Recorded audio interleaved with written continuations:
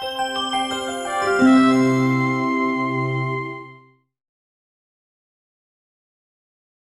welcome to the Spotlight series, and today we're going to be revisiting the 100 and the Sidekick, but we're going to be using the Isotoner ring. You might know it as the Magic Circle or the Fitness Ring, but ultimately this is a very traditional piece of equipment, although this is a modern, lighter interpretation of it.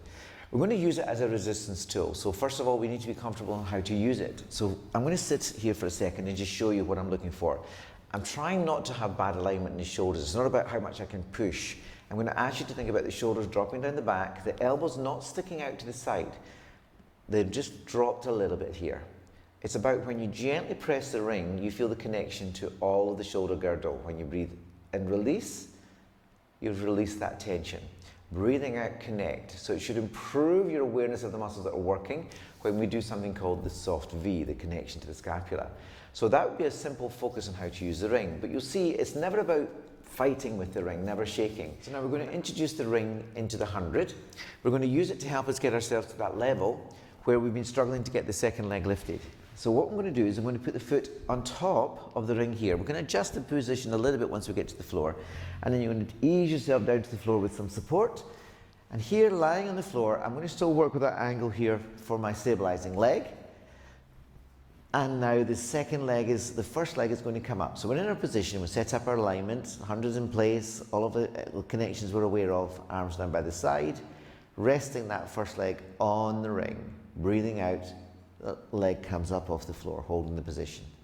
So now your goal with this leg lifted is with the breath, try and use less weight on the ring. Breathing out, breathing in, focus and keep the level. If you can do a little bit less weight on the ring than the next out breath.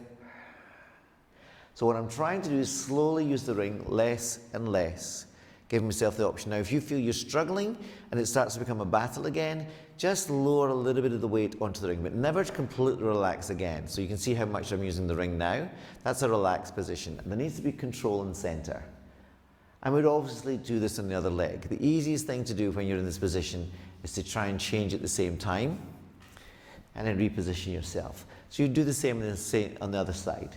What we're going to do is we're now going to move to the side kick and work with the ring in the side kick. Now, we've done on other spotlights, we've used a small ball in front. So this is one of the places we can use the ring, but I'm actually going to take it to the legs here. We're going to focus on the leg work and the challenge to the legs to the side kick. So I'm going to put the ring underneath the lower leg, and I'm going to put the top leg on top of the ring. So now the idea of lifting the ribs off the ground, so you're not allowing them to collapse in just as before. Resting the head is normal, hand in front as normal. Now, in this position here, the focus is going to become about the work on this leg, on the top side and the bottom leg. But don't be distracted and forget that the lower leg is going to give you some stability. So we're going to press into the bottom leg, long spine here, connect to the lower waist muscles, and as you breathe out, you're going to press. As you breathe in, release. Breathing out, press. Breathing in, release. Now this has got quite a few different variations you can play with. I'm going to give you an example here. This time, instead of pressing as I breathe out, I'm going to bring the bottom leg up to the top. Breathing out. Breathing in. As I do this movement, I'm trying not to press harder on the ring. Breathing out and in.